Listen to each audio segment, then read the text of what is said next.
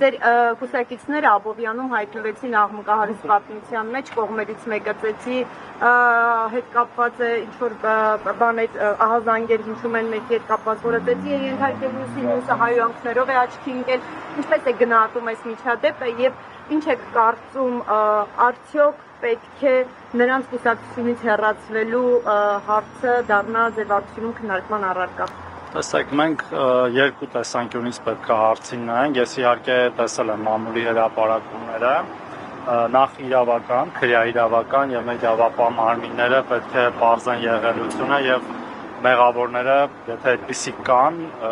համապատասխան օրենքով սահմանված կարգով ընթացք տրվի այդ ամեն ինչը եւ կուսակցական կարգապահության տեսանկյունից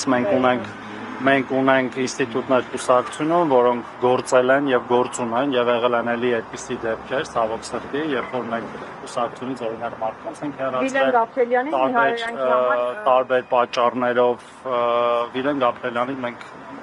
բայց ինքը մանդատը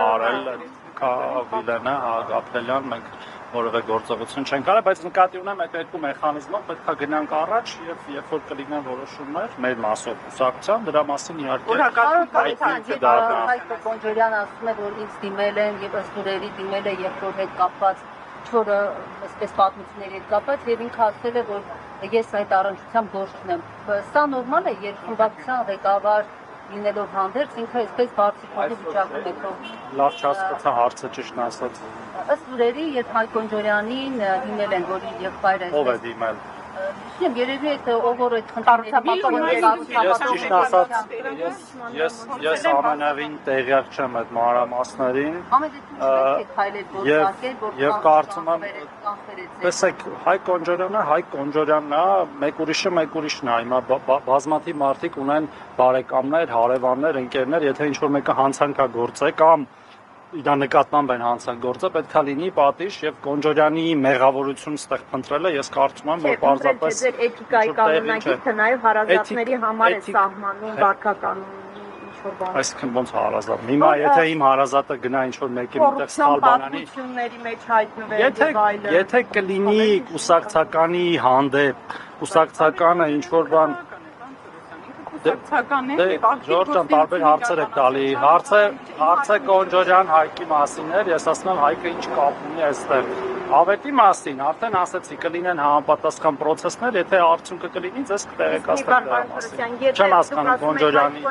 կապ չունի, սա նշանակում է, որ նրա փոխնախագահի պաշտոնում մնալու հարցը չի էլ վերանայվի, չի էլ քննարկվի։ Ակելի գործընկերներ, ես չեմ հասկանում, թե դուք ոնց եք մեկը մյուսի հետ կապում իրականում հարցերը, ասում եմ կա քրեա իրավական գործընթաց, եթե կլինի մեղավորություն որևէ մեկի, քննիչներ, դատախազներ, դատավորներ այդ հարցը կլուծեն։ Կուսակցական մասով կլինի պրոցես, եթե որևէ կուսակցական խախտել է մեր կանոնադրությունը, կուսակցության վարչության ընդունած այլ որոշումներ, այդ թվում կարգապահական էթիկայի կանոնագիրքը, ըստ այդմ էլի կլինեն որոշումներ։ Հիմա մենք մեղավորության կանխավարկածով որոշել ենք, որ Հայկ Կոնջորյանը ինչ-որ բանում մեղավոր է։ Ես չեմ կարծում, որ դա այդպես է։ Ես հարց էի տալիս, ոչինչ չէի։ Չէ, ես էլ ասում եմ, որ ես չեմ կարծում, որ դա այդպես է, որ Հայկ Կոնջորյանը հիմա մենք ունենք հիմքեր նույնիսկ ենթադրել, որ ինչ-որ բանում մեղավոր է։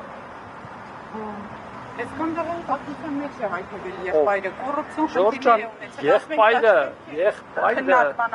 եթե եղբոր քննարկման առարկա դառնալ ժամանակ պարզի, որ իր այդ եղբայրն էլ է մեղավոր, դրա մասին խոսենք, բայց հիմա օդիկ ենթադրություններ են կանում, որ այդ մարդկանց ազգանունները նույնն են, իրանք էլ իրար հետ բարեկամ են, նույնիսկ չգիտեմ էլ ինչ եղբայր են անկեղծ ասած, ես ավետին առանձին գիտեմ։ Որպես Ավետ Կոնջորյան,